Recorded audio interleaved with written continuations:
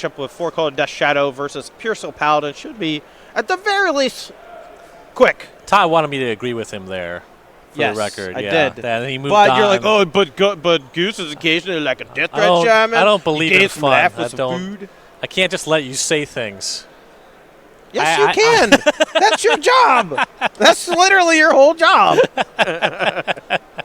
Seth Manfield on the play. Flooded Strand go. Like some kind of control deck. Just but that's not what's here. He's just disguising it. Don't worry. Alexander Conn's going to cycle a Street Wraith to 18. Here's Once Upon a Time.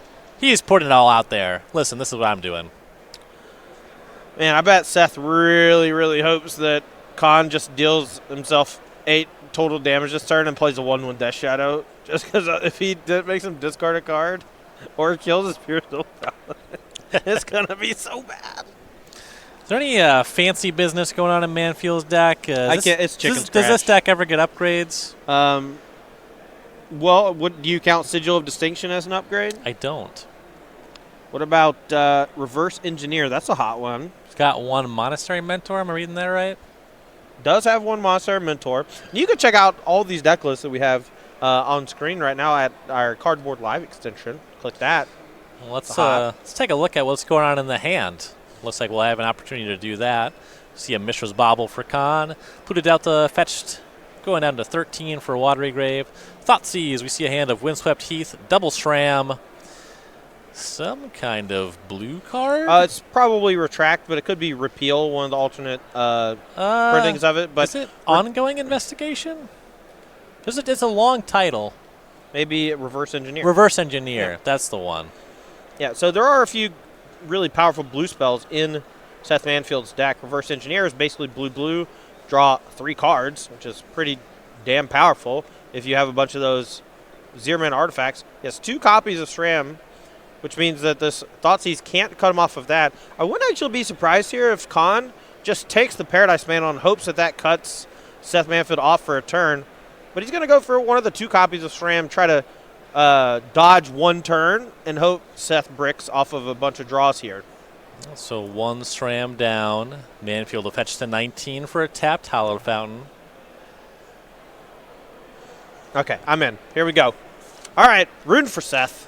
Let's have a big combo turn, okay? I'm sick of watching all these Oko turns. Yeah, if it's going to be a long turn, I want the game to end. Oh, it will. Well, no, it's like, no, it might not. It pretty much ends. Get Pure Steel Paladin out there, equip all your +0/+3s to it. You got yourself like a 2/11. He has a Grape Shot. Let's kill him a Grape Shot. Well, yeah, but hook up the equipment first. All right. Here's that Windswept Heath. Fetches up another Hollowed Fountain, down to 16. Interesting he would fetch a Hollowed Fountain here instead of a Plains. Double blue for Reverse Engineer. It's true. That's fair. Good point. There's the Mantle. Draw 1 card. Any more Cheerios? There we go. Zip zop. Pulling up them sleeves. What he really needs is a Mox Opal and a Retract so he can kind of do it all over and over again. That is the hope. But even if he just plays like 3 or 4 artifacts, draw some cards, he gets to untap and cast Reverse Engineer and draw 3. So that's pretty good too. So I want a Quarter Shield, Spider Silk Net. 0-mana card with a relevant text box, except it says equip on it. So 3 equipment, and looks like Manfield's passing from there. Conn's going to take a look at the top card of Manfield's library with the Bobble. He took 1 SRAM with a discard spell. We'll see if he has a removal spell for this one. You would think so. Death Shadow does play quite a few between Fatal Push, Drown in the Lock, Dismember. But last turn, he did just kind of spin his wheels and cycle a bit. So there's a chance that he's a bit flooded. We'll just have to wait and see how the rest of the game plays out. Shadow certainly has some of those hands where it could just be anything, right? Right. It's going to be Thoughtseize. We see that Reverse Engineer, and now Grape Shot and Pure Steel Paladin picked up. Well, if he doesn't kill the SRAM, and he doesn't take the Pure Steel Paladin, could just die next turn. The Grape Shot is actually a pretty awesome take if he chooses it, simply because Seth can no longer win via combo. Has to actually hardcore mode it with the creatures and the equipment, which is pretty tough to do because most of the equipment only buffs toughness. Conn's going to go for that reverse engineer. Draw 3 may look pretty scary from his point of view, and he also may not know there's only one copy of Grape Shot in the main deck. His life total is getting pretty low, though, so he's going to need to either put some pressure on the table with a Gurmag Angler or Death Shadow, or maybe just kill this Fram with a removal spell, perhaps. Looks like he'll be cracking a Verdant Catacombs and casting a Death Shadow. Overgrown Tomb is the land fetched up. 8 is the new life total. We'll see what Manfield can pick up. He's not looking at a combo, but just any 0-mana artifact here means he gets to deploy the Paladin and get 2 fresh looks. Right. If he draws a land or another creature, might be in a little trouble here. But his life total is still relatively high. That Death Shadow is, currently a 5/5. Not too threatening considering his life total is 16. But that can change in a hurry, certainly.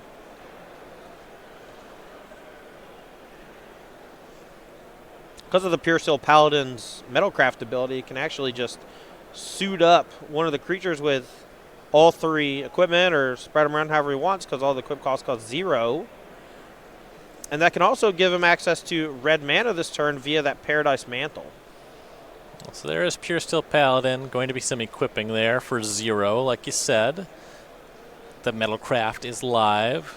SRAM now wearing 3 equipment, which gives it like +0/+5 and Birds of Paradise. Great. I guess more of a Utopia tree. It doesn't fly. A mighty 2/7 or whatever. Very curious what Seth drew for turn. It may have been a land. He may want to sandbag it to kind of disguise what it was. Could have been another creature. I feel like if it was Reverse Engineer or any of the 0-mana artifacts, would have just played them. Well, we'll find out pretty quick. Here's Inquisition of Kozilek from Conn. Well,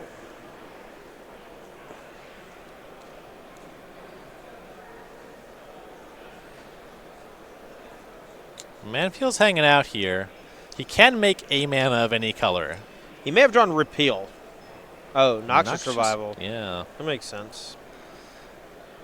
He's going to let it resolve, though, because he knows if the Grape Shot gets taken, he has the hard combo. And he has the Noxious Revival to target the Grape Shot later on. So, no reason to burn either right now. And that's one thing I didn't actually see in his deck list when I was glancing at it, was that Noxious Revival. So, pretty awesome that he does have the ability to combo still, even though that Grape Shot is gone. So Grape Shot is the take. Just Noxious Revival left over. He's just reading them. Because, no, dude, it's just toughness. Just toughness. Seeing if his Shadow can actually attack, or how much more damage he has to deal to himself. Yeah. Has to shock himself down to 6 to be able to attack through it, I believe. Make it a 7/7. But he'll be at 6, facing down 4 power. Yeah, you can't That's just die. Right. Just get attacked by 2/2s to death. Yeah, upkeep. Noxious Revival targeting the Grape Shot. Draw for turn. Grape Shot for 2. Attack for 6. Oh, your creatures have to attack. Does any of the equipment give it vigilance? Does the Quarter Shield give it vigilance? Who knows? There's no way of knowing. Shock on a Blood Crypt, Conn to 6, and he'll pass the turn. No attacks with the Shadow. These cards are not usually played for their text box, rather their casting cost. Xerox, Cheerios, whatever you want to call I it. think there's something in the deck that gives something vigilance somehow. I think it's one of the equipment. Yeah. I think it might actually be a Quarter Shield, and the Cathar Shield is the same thing but doesn't give vigilance. I think Spire Silk Knight gives you reach, and the other ones either do something or they don't. Here's a repeal on the Spire Silk Knight. That'll draw 1 card. Yeah, Spider Silk Net does give reach. It's +0/+2 in reach. I know that because I actually played it in Limited on occasion when my deck was really bad. Right, Quarter Shield gives you vigilance. It would have been lethal if he attacked. Don't you? See, this one showed up in your Scars of Mirrodin deck sometimes because it has the text box is artifact. Oh, right, yeah. Got to turn on Metalcraft. It's no Golden Urn, but, you know, it is an artifact. I think Seth, if Conn has nothing, Seth might have it wrapped up this turn. It looks like he has Mox Opal and found a Retract. That'll let him draw a ton of cards. Right now the Storm counts at 2. Mox Opal's 3. He's very close to just casting a lethal Grape Shot. Even though it's in the graveyard, he does have that Noxious Revival. Yeah, Retract's just huge with just 2 unchecked Paladin SRAM combo here. Mm-hmm. So the Opal's going to tap for the mana to cast Retract. It's going to pick up 3 equipment and a Mox Opal. Storm currently at 3. Looks like there's a Stubborn Denial from Conn. That could be enough to stall the turnout right now. I believe Seth only with that 1 card in hand, and it's just Noxious Revival, which puts it on top of the deck, notably, and not back in your hand. Stubborn Denial is good, but Conn's going to need to find a way to make a profitable attack pretty soon here. Minimally, if Manfield really wants the action, he could use that Noxious Revival just to get that Retract back. Yeah, that is going to leave him without the ability to Grape Shot anymore, though, which is potentially problematic. Going to need to do the damage manually. At some point, he might just be able to cast 5 2/2s, right? Oh, for sure. Once you draw your whole deck, you actually, with Retract, you generate a basically free mana whenever you cast Retract because it bounces the Mox Opal. Mm-hmm. But you need the additional Mox Opal to turn into basically Lotus Petals to be able to cast those creatures all at the same time. But playing a crack of a Nurturing Peatland for Conn. Digging for something. Just some piece of interaction here.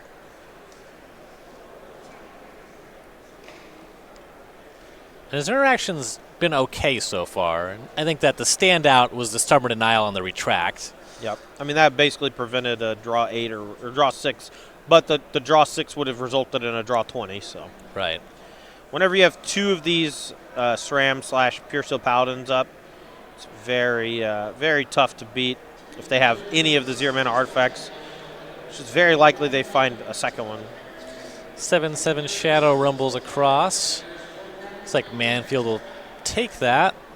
We'll see if anything happens before damage. Maybe blocking with SRAM, but we'll just have to get clarification. Dismember on the Pure Steel Paladin, and it's going to cost 2 life. Conn to 4. Well, he's going to deal a non-lethal amount of damage to Seth, and with the Noxious Revival in hand, all he has to do is cast it on upkeep, targeting Grape Shot, draw for turn, attack for 2 with the SRAM, tap it for red mana after combat, and then cast a Grape Shot. Yeah, the attack put Manfield to 7. That's more than enough life for that Noxious Revival. And there you go. Seth Manfield ends up doing it kind of the hard way. Yeah, I mean, that was actually pretty impressive considering the Pure Steel Paladin deck just got ripped apart in the early turns. Discard spell, Stubborn Denial. You know, no removal spells from Conn, and the double creature, or actually triple creature from Manfield, certainly playing a part. But definitely an impressive win from the Pure Steel Paladin side considering the high amount of interaction from Conn. So players reaching further sideboards. For Alexander Conn on the 4-color Shadow side of things, he has 2 Assassin's Trophy, 2 Collective Brutality, 2 Damping Sphere, 2 Disdainful Stroke, 2 Mystical Dispute, 2 Veil of Summer, an Oko Thief of Crowns, a Plague Engineer, and a Yixlid Jailer. Tell you what, one of the reasons why I'm not a huge fan of this Pure Steel Paladin deck in general, the card Damping Sphere seems pretty good against it. And Damping Sphere, since it hits Tron lands, Storm, and a lot of other decks in the format, it's one of the more highly played sideboard cards. I do expect Conn to bring that in here. Any creature removal like Assassin's Trophy and Collective Brutality, those seem okay. The Brutality potentially going to miss every now and then from the discard perspective because Seth doesn't have a ton of instant sorceries. Just has Retract, Repeal, 1 Grape Shot, 1 Noxious, as far as I can tell. Yeah, a combination of not a lot of hits with the Duress and and sorcery speed on the removal for the creature. Right. So it's not the best thing in the world, but it might come in just for that high density of interaction. And then, of course, if you want to be really interactive, Oko is probably one of your better bets. All right, for Seth Manfield, sideboard a little streamlined here. 4 Burnt and Forged Tenders, 3 Path to Exile, 2 more Monastery Mentor. There's 1 in the main deck as well. 2 Mystical Dispute, 2 Spell Pierce, a Disenchant, and a Hurkyl's Recall. So I actually really like the idea of Monastery Mentor in general, especially when your opponent definitely has a ton of interaction, but also might have something like Surgical Extraction. I think Monastery Mentor is a great sideboard card for this archetype. I love the one main deck too, and the 2 in the sideboard just gives you that alternate angle of attack. Because a lot of times you can just go Monastery Mentor on turn 3, and then just play 3 artifacts and make 3 things. Yeah, that's something that one of my favorite Legacy decks does. Yeah. Bomberman. Bomberman. Why do you call it Bomberman? Because of Ariok Salvagers. Right, but why not Bomberman? Because there's a B. Good point. Moving on. The sideboard doesn't seem that good for this matchup. Seth might bring in Path to Exile just to buy himself some time and also to help make Summon Denial a bit worse. But Path to Exile is one of those cards where if you bring it in and you draw it, it's going to mess it up when you actually get the combo. That happens a lot. People over sideboard, bring in too many cards, cut too many combo pieces, and makes your deck a lot less consistent. I'm always under the impression that if you don't know how to sideboard in a given match, it is much better to just play your main deck configuration. Especially if you're a linear or combo deck. Yeah. Same 60. That's what Patrick Sullivan likes no to say changes. a lot. Yeah. Why? That's what I say a don't lot. mess with this. Don't mess with success. Yeah. When I made the finals of that Magic Online PTQ with Mono Green Devotion and Pioneer, I believe I did not sideboard more than I sideboarded. Nice. Yeah. Makes sense. I won a lot of matches too. Were Nykthos in your sideboard? No. No. That's all in the main deck. Oh, I have 4 copies of the Centaur Healer thing, the Nightly's Disciple. Oh, I'm not playing Shred. I don't want that. Got 3 copies of Scavenging Ooze. Well, not playing this graveyard deck. Don't want that. All right, so we're playing 14 rounds of Swiss this weekend and then cutting That's to our top 4. And we got tons more Magic content over on our YouTube page. You can check out archives for Versus Live, Commander Versus, Flashback, Best of SCG Tour, and more. Plenty of ways to get more Todd Anderson, honestly. Right, and we also post all of our matches from every event as like a, not a VOD, but basically a VOD. So and they're archived all on our YouTube page in a nice little tight package, so you can look for, hey, SCG Columbus, I was at that event. One of my friends was on camera. You can go back and check it out. But the Versus Live VODs are on there too, as well as Commander Versus. Those are both filmed live on twitch.tv/Star City Games, but you can check them out if you aren't able to watch them live at youtube.com/Star City Games. And we would really appreciate it if you would subscribe. Hit that bell. Cost you nothing. $0. $0. Love me a good $0 cost, you know. Speaking of 0 costs, Mistra's Bobble. I should have said 0 cost. It says $0 cost. Yeah, Mistra's Bobble does not cost $0. Yeah, it costs way more than $0. But it costs 0 mana. Don't quote me on this, but I think it might be the most expensive uncommon in Modern. You're going to make me think about that. I'm going to choose. Okay, how about this? How about this? Top 5. Sure. All right, we'll take it. There, I got it. Look, I'll just say the safety one. All right. Top 5 uncommons in Modern, cost-wise. There's a couple different ways to utilize a turn 1 Mistra's Bobble. We'll see what Conn goes for. So he fetches Watery Grave down to 17 before using it, and is actually going to look at Manfield's hand with Inquisition, leaving the Bobble up. So he has plans for that later, I suppose. Yeah, sometimes you use it to look at the top of your deck before you fetch. A lot of times you do that if you have a shock land also. So you have the choice between one or the other, and you can kind of sculpt the top card of your deck. In a lot of ways, the Mistra's Bauble in that regard plays like a Preordain, which is really interesting. All right, so this Inquisition is going to show a hand of Grape Shot, a Quarter Shield, Pure Steel Paladin, Retract, Reverse Engineer, Mox Opal, Hallowed Fountain. Yeah, I think here you just always attack the creatures, especially if you can tag them before they're able to come down and draw any cards. Don't quote me on this. I believe SRAM is when you cast. Yes. But I think Pure Steel Paladin is when it enters the battlefield. I believe that's the case. But who knows?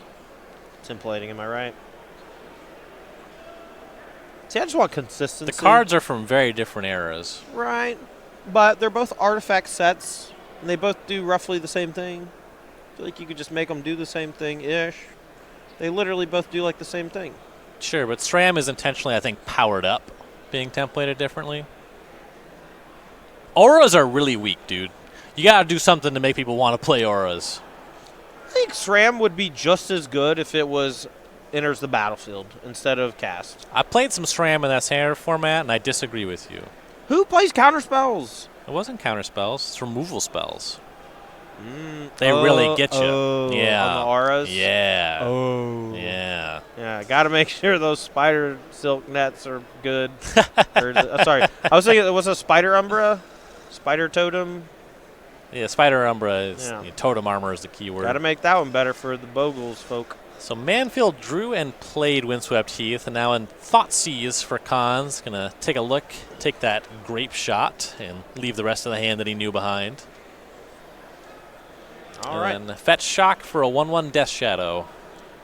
2 games in a row where Conn goes discard into discard shadow on turn 2. That's always the ideal start for Death Shadow, and see if Manfield can overcome it this time. The grape shot in the graveyard, he is going to need the Noxious Revival to get it back to actually combo kill, but it's not that hard to do once you get the engine revving. That's why you play 1 Noxious Revival and 1 Grape Shot, because the Grape Shot's the kill spell, right? But the Noxious Revival has a lot of applications in the deck alongside something like Retract. Just because putting the Retract back on top means it's basically just another Retract, so you get to play 5. Someone was asking on Twitter, if you got to just change your starting life total with Death Shadow to a number between 1 and 20, just going into a tournament, which number would you pick? Probably like 18 or 17. Because you want some amount of life to be able to cast Thoughtseize and stuff. Yeah, your deck's still the same, too. So your Street Wraiths, you got to be able to do that. If you could change your deck, we have a completely, let's not go that deep. We have a completely different You would just do story. like 5. Yeah.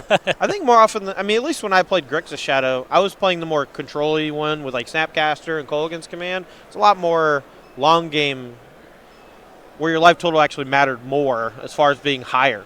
Right. Had some 3-mana Planeswalkers, you know.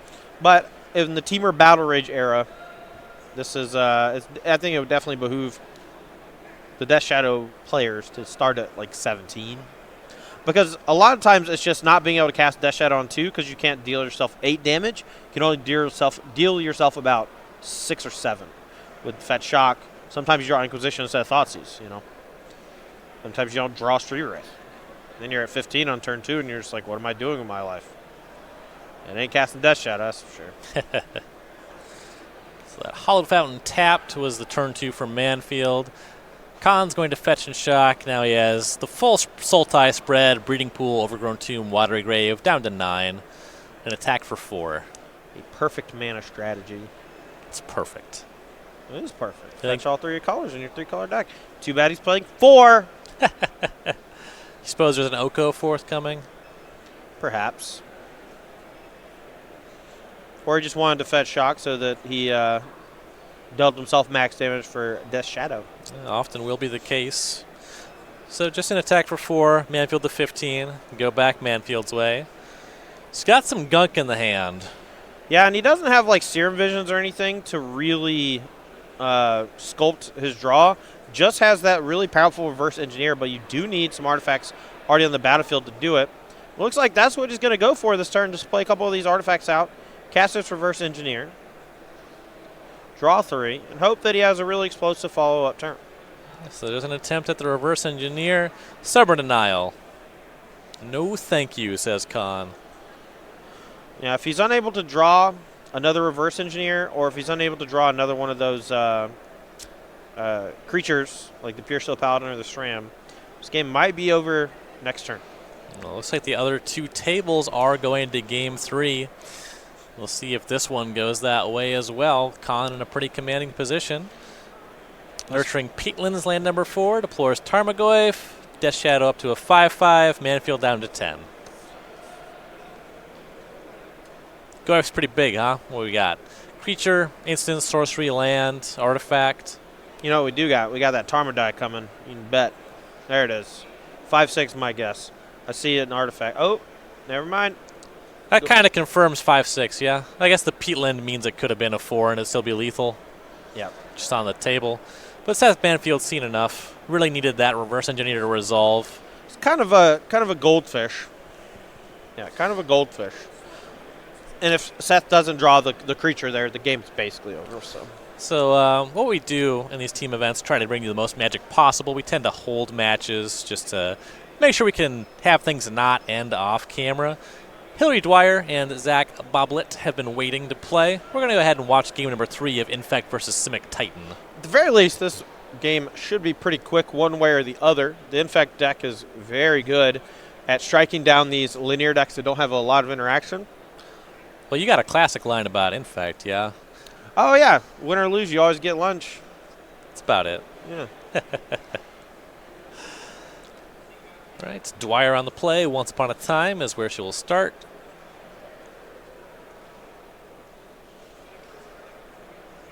Once Upon a Time and Oko both seem like significant upgrades for Infect. I know that most of my losses when playing Infect came of just not drawing the creatures. And being able to find Inkmoth Nexus or one of those Infect creatures just seems so good. Definitely. Wooded Foothills was the find. Dwyer will fetch. We'll see if it's a forest or a breeding pool, but Noble Hierarchy is coming off of it. Looks like it's going to be breeding pool. Dwyer to 17. Once Upon a Time cards got put on backwards, seems. That'll happen. Mm-hmm. Both players on breeding pool strategies. Breeding pool getting quite the workout this weekend. Wonder what card could have been printed in the last few months that really wants you to play Simic. Unclear. Oh, wait. Ice Fang Coatl. That's the one. That's the one. Growth Spiral. People are complaining about the power level of, like, Modern Horizons for a while. Shouldn't have done that. It gets worse. Don't worry. It's fine. Arboreal Grazer off of the breeding pool. Boblet to 18, puts in a Talaria West off of the Grazer. Gotta say, you're probably not going to get to see too much of it this game. I love the Simic Titan decks. Love them. I just love the idea of them just completely changing how your deck operates. But here, Boblet is dead.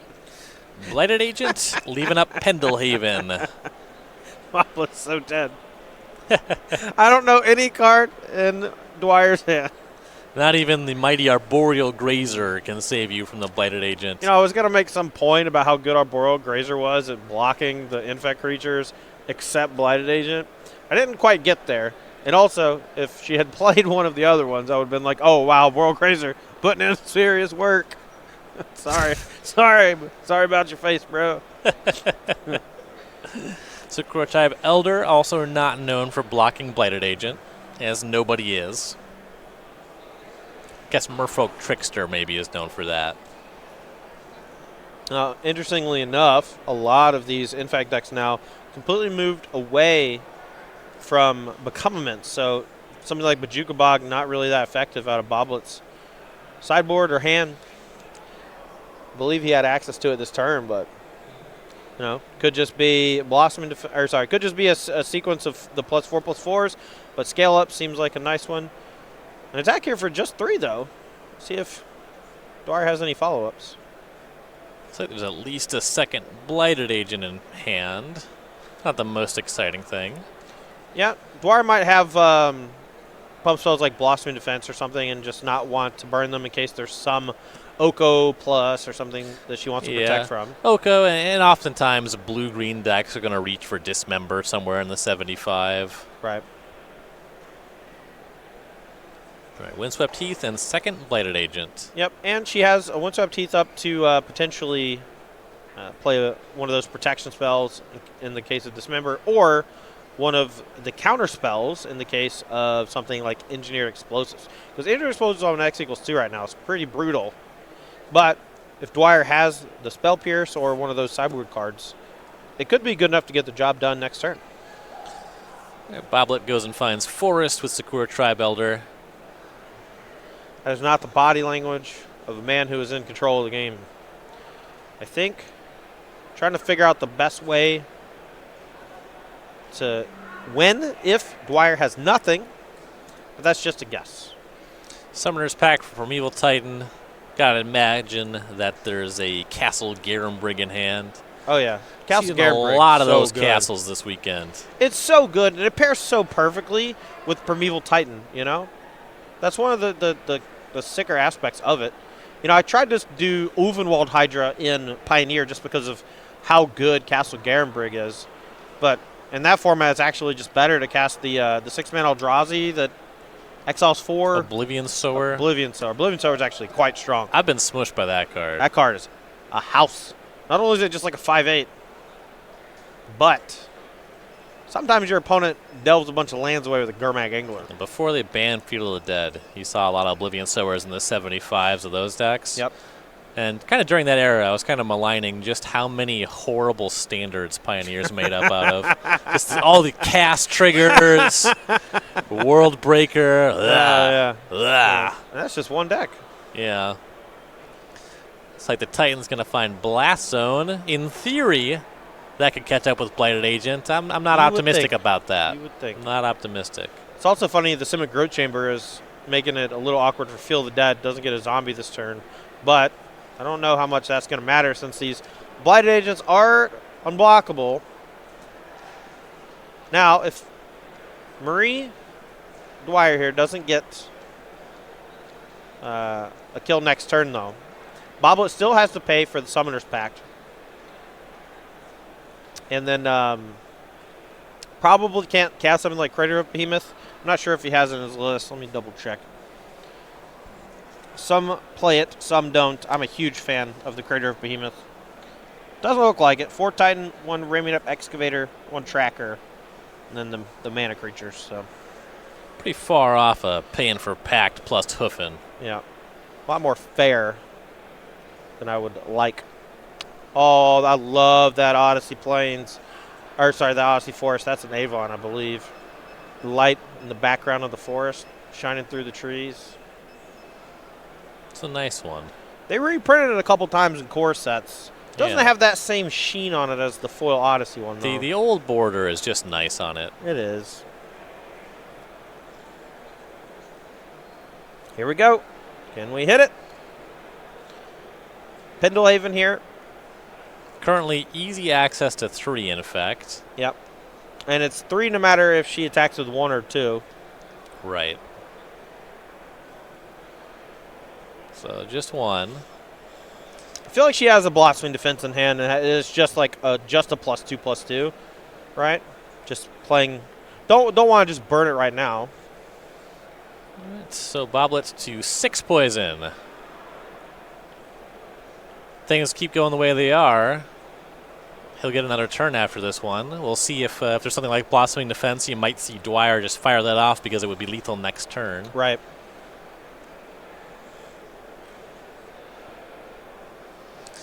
And yeah, the thing about the Field of the Dead Zombies, they're very good at a battlefield that's about attrition, but Blighted Agent's more about sneaking by and killing you. Yeah, Blighted Agent to me was always the card that really put Infect over the top.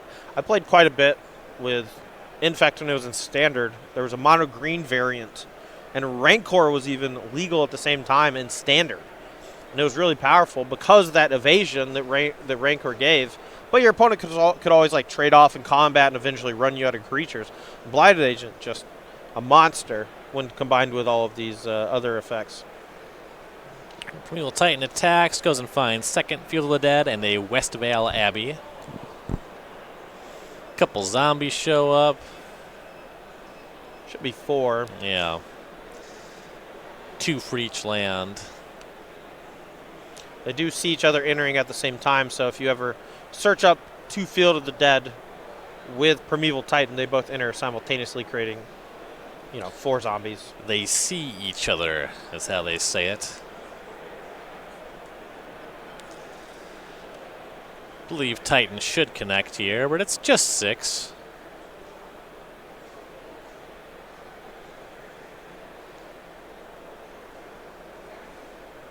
This is a really, really tense game because currently Dwyer only has 3 points of Infect coming in. She's going to need one piece of pump off the top to get the job done, or one from hand that she's had all along. Even with that Inkmoth Nexus. I guess no, with the Inkmoth Nexus and the Pendelhaven, it's actually almost enough, actually. Not quite, because of the Arboreal Grazer. And the reach on the Mighty Grazer. All right, so here's Pendelhaven on Blighted Agent again, and once more, just 3.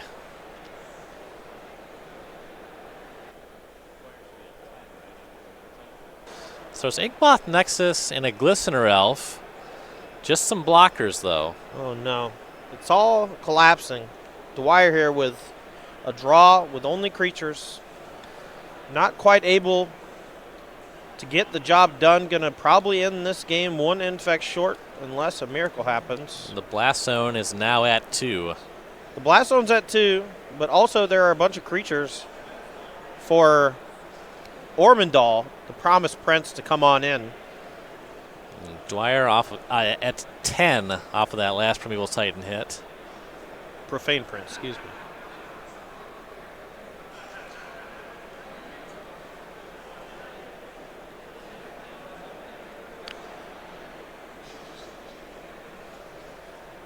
Yeah, the records of the team are covering the battlefield to an extent, and because of the Field of Dead triggers, I'm actually unsure how many zombies that Bobit has access to. Talaria West will be transmuted. This is kind of one of the weaknesses of Infect, is drawing multiple creatures. If your opponent's not killing the first one, it's often just very bad for you. Right. Any of these is just a pump spell, and the game's already over. Oh, for sure. And that's kind of the downside of a deck like it. You know, you just... Infect, pump spell, and infect creature, adventure creature when. Okay. Modern Horizons 2, can we get that? Sure, why not? So he makes 2 zombies with the Ghost Quarter, sacrifices 5 creatures, activates Ormondal, attacks with everybody. He's going to make a bunch more zombies.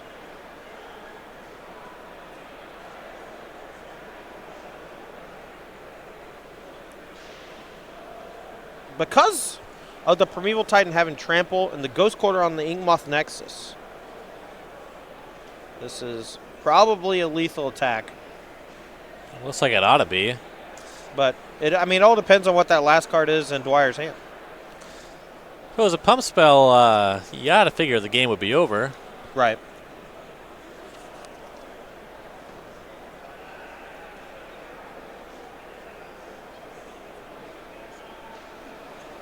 It's like Just not really sure what it can be. Maybe a Dismember?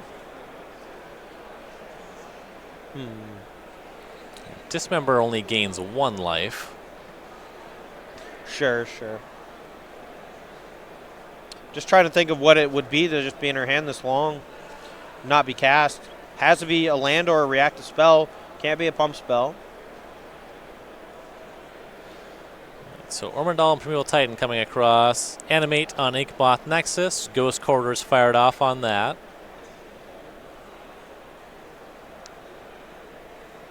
There it is. That's going to do it. Just another land in Dwyer's hand. So it's going to be the first match recorded in this set here. Zach Boblet, 2-1 over Hillary Dwyer. And we're going to check in for the first time on Holden Wolfe versus Frank Skarren.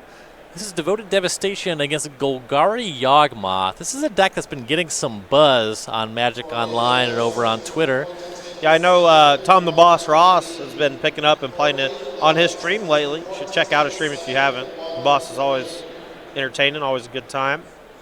This Yawgmoth deck, I played it a couple times when it first came out on Magic Online, and it was cool.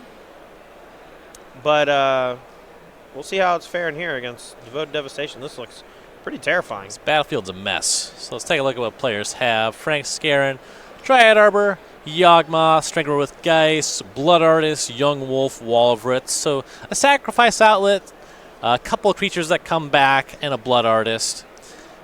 And then for Holden Wolfe, he has Shalai, Voice of Plenty, which means that the Yawgmoth can only go for the Shalai at the current time. Some Giver of Runes, some Noble Hierarchs, Ranger Captain of Eos, an Oko, slightly off screen, and a food token. Looks like the Sly is getting shrunk, and now we have life totals. Wolfe's at 18, Skarren's at 9. I was wondering what the problem is, and the problem is that Blood Artist targets an opponent, I think. But Skarren actually has the combo rolled up in play. I think he just needs to be able to kill the Shalai in order to actually have it. Because he could sack a Strangergeist to target the young Wolfe and vice versa and go back and forth forever. The Blood Artist here can't deal the damage, I believe, because Shalai gives Wolfe hexproof.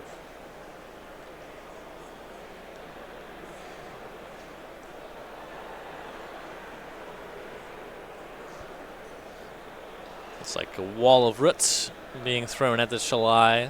Skarren draws a card. Yawgmoth is not quite as impressive as Urza, but does have a lot of text. Mm-hmm. So you pay a life, sacrifice a creature, give a creature -1/-1, draw a card. At least the combo's cleaner. True.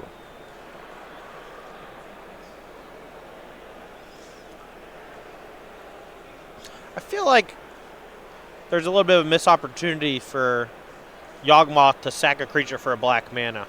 That feels more classic Yawgmoth style. But the ability is... This might be like this is definitely like a transformation Yawgmoth where he's just like an evil scientist. Well, I think they actually just wanted to span eras because the last ability involves proliferating. Interesting. Yeah, so the idea is like you could put a -1/- counter things and then proliferate the counters. Right, so now Shalai is down. Enough stuff has been sacrificed. I think now we just have Frank Skarren symboled combo. Yeah, so Undying is a keyword that when a creature with Undying dies, return to the battlefield with a +1/+1 counter if it did not have one when it died. Here's 2 Undying creatures. Yawgmoth lets you put a -1/-1 counter on the creature when you sacrifice one back and forth. The counters cancel each other out. You get to keep doing that. It costs you a life off a Yawgmoth, but you get that right back off the Blood Artist, and the Blood Artist actually just kills your opponent. Right. It's a very clean combo, and when you combine it with the consistency of things like Once Upon a Time, Collect a Company, and Court of Calling, you actually can assemble the combo rather quickly, even though it's basically a 3-creature, sometimes even 4-creature combo. The cool part is that Yawgmoth is just busted. So, you just sometimes get to play a Yawgmoth on turn 3, sack 2 mana creatures to kill 2 of your opponent's creatures and draw 2 cards. That's pretty good, too. You know what my favorite ability on Yawgmoth is? I'm going to go with Human. Protection from humans. Oh. You can't Reflector Mage it. And you can't target itself. True. So that's irrelevant because you can always target the creature you're sacrificing. So that's weird. So we're back on Manfield versus Conn. This will be the decider here. This is game number 3. A little more Pure Steel Paladin action. Looks like there's already a couple Shrams in Manfield's graveyard. He's making land drop number 4. Has no Paladin effects. This is probably not where he wants to be.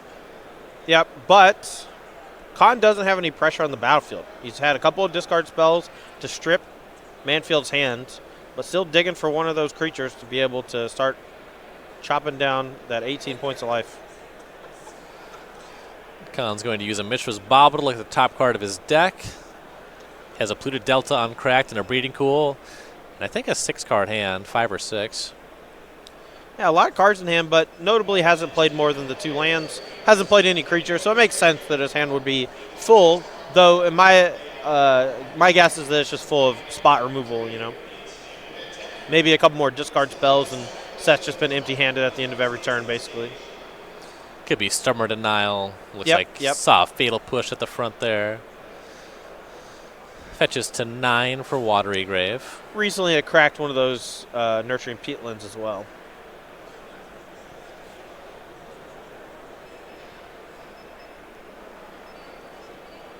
See if we have like a Traverse the Ulvenwald here, maybe.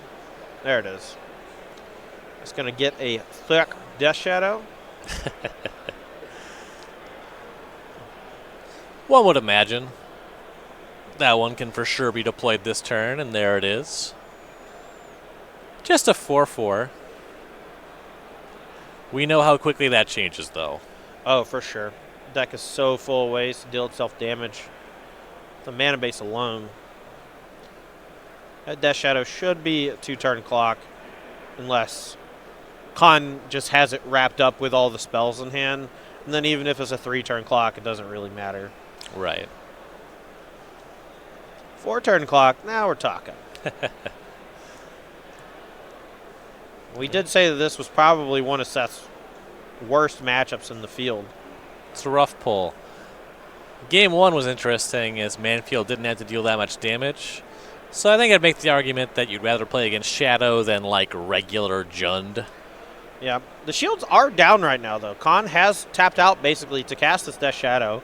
So if Manfield drew one of those creatures, which it looks like he may have, this might be a really complex turn.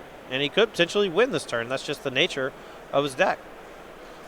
All right, let's go. Let's see something big. He's reaching for 3. This might be a Monastery Mentor.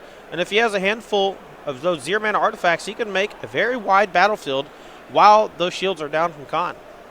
You would obviously rather have one of the draw card creatures, but with 2 of those gone, not that many. It's going to be a quarter shield reverse engineer. That's fine. That's a fine turn. Looks like there's a retract in the hand. It's going to play a Hallowed Fountain tapped. Get that a quarter shield out of the lands. That one's not making mana. But it is getting tapped for mana, kind of. Man, Reverse Engineer is such an underutilized card. How is that card not just in every Oko Goose deck in Modern, right? Like, that deck just has to be unbelievable for them to not play Reverse Engineer. Yeah. I mean, have you seen Emery? Have you heard about that? No, I know. That's what I'm saying. It's ludicrous. Yeah, they have a deep cast of busted figures. Yeah, they all recently started incorporating Archmage's Charm, which I love. That card's very good. Very underrated card. Agree. First time I played that Is It Delver deck in Modern, I was in love. I bet you lost a lot by casting Delver and won a lot by casting Archmage's Charm. It was actually one of the best Delver decks I've ever played in Modern. And as someone who's played, well, I was going to say a bad word, as someone who's played a boatload of Delver in Modern, even though I know it's bad, that was one of the first Delver decks where I thought it was actively good. Sure. It wasn't legacy good, but it was still good. I think it would actually be fine right now just because a lot of the interaction in the format is actually counterspell based.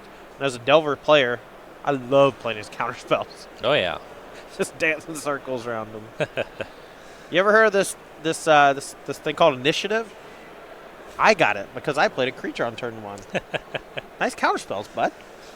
So Traverse the Ovenwald for Conn's going to find a fetch land, going to find a shock land.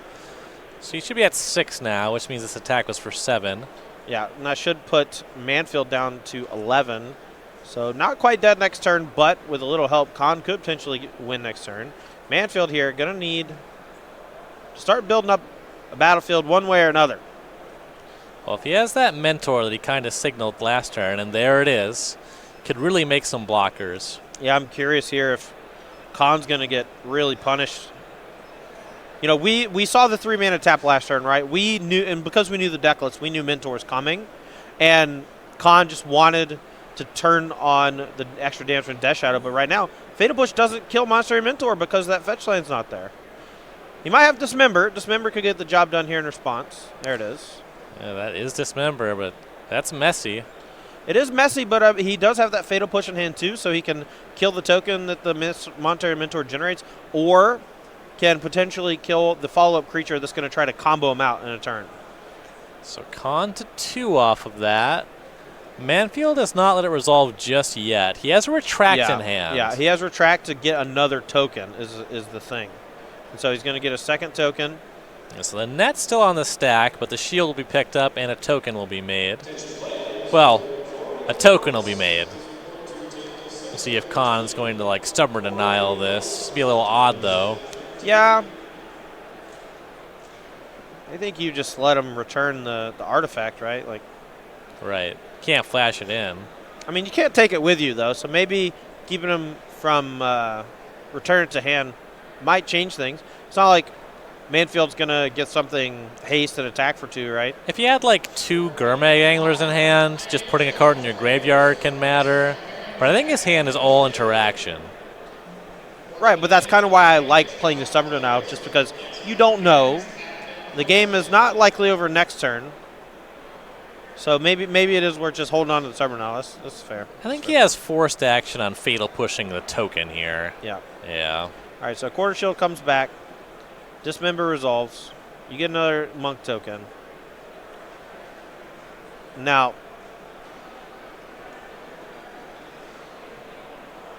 Manfield needs to figure out what to do with the rest of this turn. If it's just pass, he can survive for a little bit. Well, it was just pass. And we'll see if the claim you just made is true.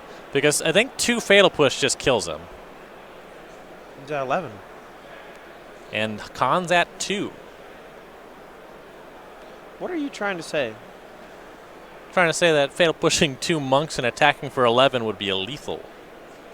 Oh, he dealt himself 4 damage. Yeah. Okay. Never mind. That's what it was. I wasn't sure if you were messing with me. No, I'm sorry. It's that math thing we were talking about. Look, on Magic Online, everything already is the number it's supposed to be. Okay? You can't get mad at me for being stupid. That's what Twitter's for. Well, Twitter's just for getting mad at you. You don't have to be stupid. That's true. All right. Well, he did fetch to 1, so this feels like double removal spell attack for the win. Let's see. And then leaving up Summer Denial through the end step in case of Path to Exile. So there's 2 Fatal Push. Yep. And I think we're about to see a lethal attack. Attack for 12. There it is. Alexander Conn is going to win it for his team. Conn, Bobit, and Wolfe 2-1 over Manfield, Dwyer, and Skarren.